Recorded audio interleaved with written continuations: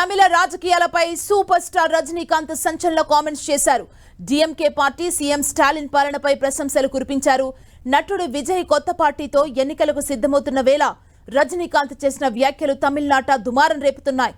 అసలు తలైవా ఉద్దేశం ఏంటి?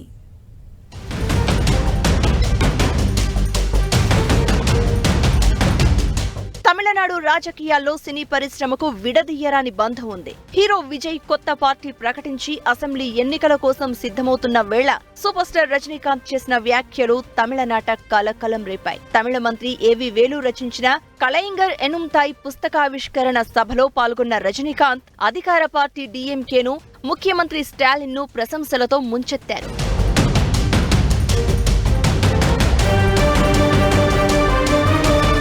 డిఎంకే పార్టీని ఏకంగా మర్రి చెట్టుతో పోల్చారు. ఎలాంటి తుఫాను వచ్చినా మర్రి చెట్టును కదిలించలేదు అన్నారు. అలాగే ఏ తుఫాను వచ్చినా డిఎంకేకు ఎదుర్కొనే శక్తి ఉందని రజనీ చెప్పారు. ముఖ్యమంత్రి స్టాలిన్ రాష్ట్రాన్ని చక్కగా పాలిస్తున్నారని, పార్టీని గొప్పగా నడుపుతున్నారని కితాబిచ్చేశారు. డిఎంకే పాలనకు హ్యాట్స్ ఆఫ్ చెప్పారు రజనీ. అంతేకాదు సమాజం కోసం, ప్రజల సంక్షేమం కోసం దివంగత మాజీ సీఎం కరుణానిధి కూడా ఎంతో పాటుపడ్డారు అన్నారు రజనీకాంత్. కరుణానిధి ఎదుర్కొన్న సమస్యలు మరెవరికైనా జరిగి ఉంటే రాజకీయాల్లో కనుమరుగయ్యేవారని ఆయన చెప్పారు.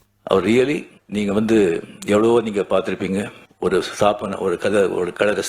பார்ட்டி ஸ்தாபனர் ஆகட்டும், அவர் தலைவர் ஆகட்டும், அவர் மறைஞ்ச பிறகு அதுக்கப்புறம் வர்ற ஒரு சந்ததிங்க அது கட்டி காக்குறதுக்கு எவ்வளோ கஷ்டப்படுறாங்க, எத்தனை பேர் ஃபெயில் ஆயிருக்காங்க, எவ்வளோ திண்டாடிட்டு இருக்காங்கன்னு சொல்லி பக்கத்து மார்க்கள் நடக்கிறதெல்லாம் நீங்கள் எல்லாம் கேள்விப்பட்டிருப்பீங்க, பார்த்துட்டு இருப்பீங்க. அது எவ்வளோ சர்வசாதாரணமா அவர் செஞ்சுட்டு போயிட்டு இருக்காரு. డిఎంకేకు మద్దతుగా రజనీకాంత్ చేసిన కామెంట్స్ ఇప్పుడు తమిళ రాజకీయాల్లో తీవ్ర చర్చనీయాంశమయ్యాయి. నిజానికి రజనీ వ్యాఖ్యల వెనుక ఎలాంటి రాజకీయ ఉద్దేశం లేనప్పటికీ ఈ కామెంట్స్ హీరో విజయ్ ను ఉద్దేశించినవే అన్న వాదన సోషల్ మీడియాలో బలంగా వినిపిస్తోంది. రజనీకాంత్ ప్రత్యక్ష రాజకీయాల్లో లేకపోయినా పరోక్షంగా డిఎంకే పార్టీకి దగ్గరగా ఉంటున్నారని చాలా కాలంగా టాక్ వినిపిస్తోంది. ఇప్పుడు డిఎంకే పార్టీకి సంబంధించిన పుస్తకావిష్కరణ కార్యక్రమంలో పాల్గొనడానికి కారణం అదే అంటున్నారు. అంతేకాదు కేంద్రంలో అధికారంలో ఉన్న బీజేపీకి కూడా మద్దతుగానే ఉంటారు రజనీకాంత్. డిఎంకేను బీజేపీకి దగ్గర చేసేందుకే ఆయన ఈ వ్యాఖ్యలు చేశారా అన్న వాదన కూడా తెరపైకి వచ్చింది.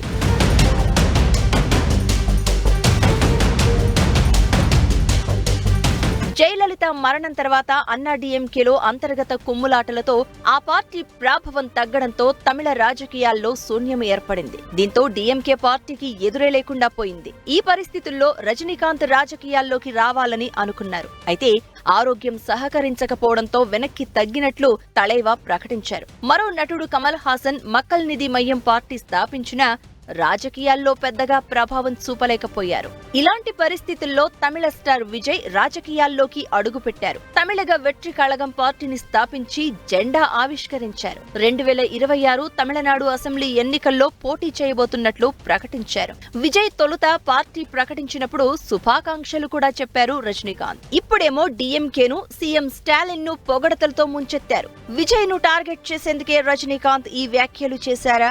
రజనీకాంత్ పొలిటికల్ కామెంట్స్ తమిళనాట ఎలాంటి పరిణామాలకు దారితీస్తాయో వేచి చూడాలి.